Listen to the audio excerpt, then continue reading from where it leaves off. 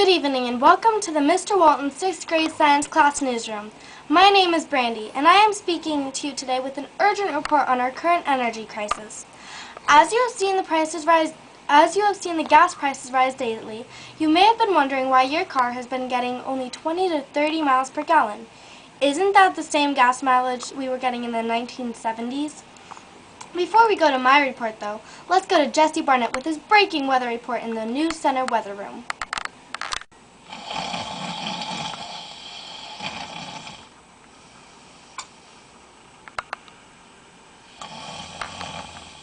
Today we are going to show you a few ways of allowing us to use less energy with more efficiency with the use of existing technologies, alternate fuels, carbon fiber, and hybrid engine technology. We will explain further right after these commercial messages. Take 5. Jesse, I can't believe you fell asleep during my newscast! Again! Consider this your final warning, Miss. Mr. Young will hear about this. One more mistake and you are fired. Oh my gosh, is the camera still on? I said go to commercial.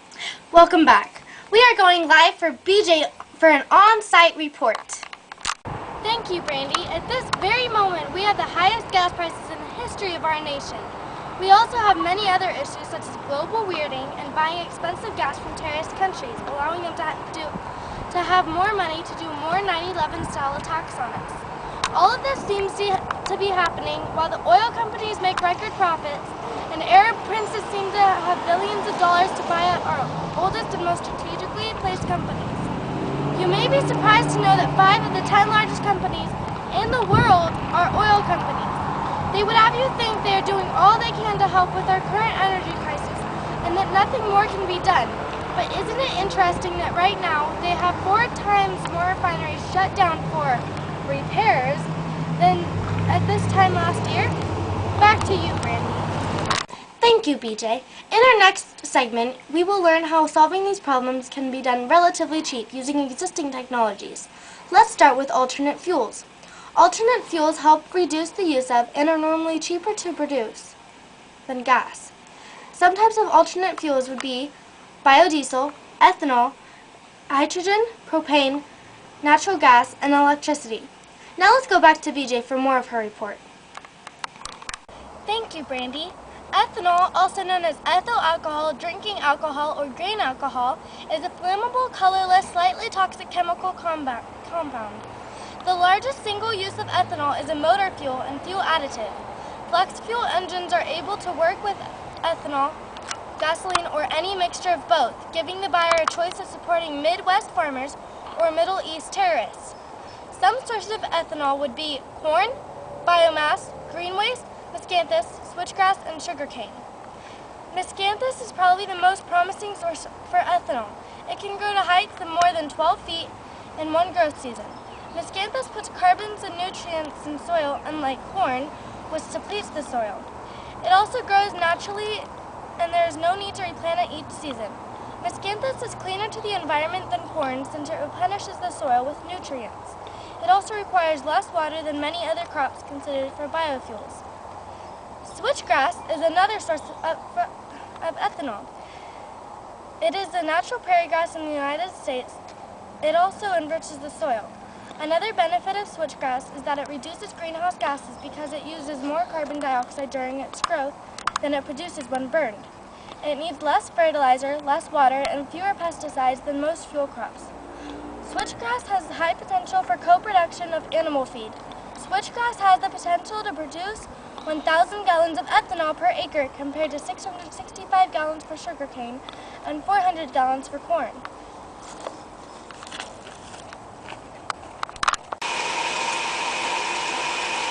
So as you can see, producing enough biofuels to meet our needs is not only possible, it's something we will need in the near future to meet our energy and security needs.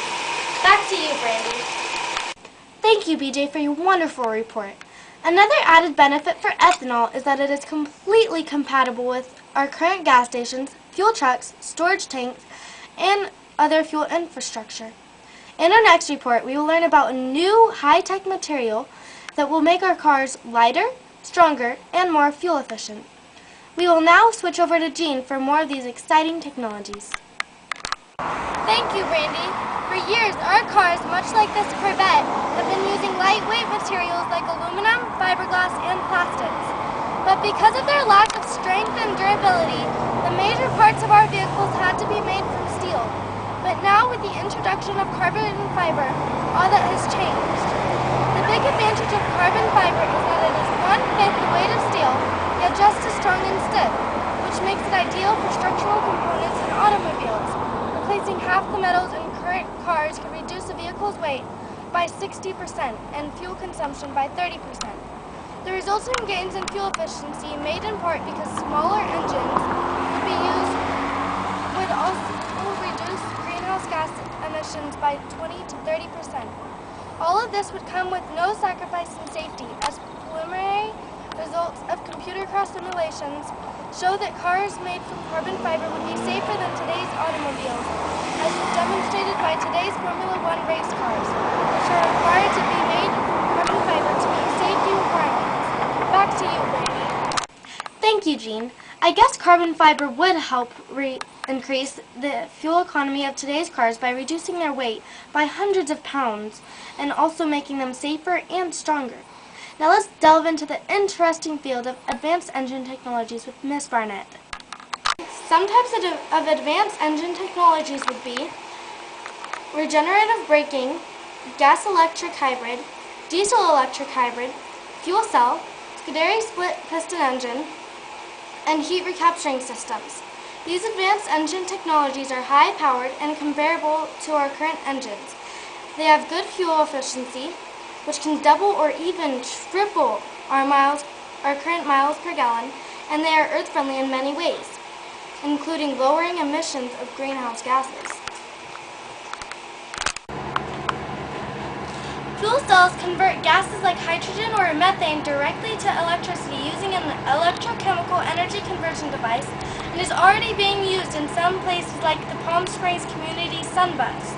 This is an especially clean and efficient method of meeting our power needs, and introduces the need for establishing the infrastructure for a hydrogen economy. Heat recapturing systems can also improve fuel efficiency by about 15%. They take the heat normally lost in the radiator and exhaust systems to run a hydraulic motor, much like older train steam engines. Split-piston engines are also showing great promise and can improve fuel efficiency by almost 1/3 and emit 80% less toxic emissions. These are only a few of the amazing technologies currently being developed. Back to you, Brandy. Thank you, Miss Barnett. It seems like any one of these technologies could really make an impact on our energy consumption. Can you imagine if you combined all of these technologies together? You could conceivably be getting 200 to 300 miles per gallon, and we would never need to import oil ever again. The terrorist regimes and dictators would go broke, and it could change the entire world. These technologies we have talked about can change our lives forever. In the future, our cars will not cause smog or create as much greenhouse gases whenever we go on vacations. Our cars could also be strong and have excellent durability, while at the same time be very light. Here are some slogans to help encourage people to see the light when it comes to using these technologies. Would you like to feed Midwest farmers, Would you like to feed Mideast terrorism or Midwest farmers, import expensive gasoline or cheap ethanol, create farm jobs or Mideast oil tycoons? I would encourage everyone to think carefully the next time you go buy a car or fill up the gas tank. Now for a commercial break. Oh! Don't buy gasoline, buy ethanol.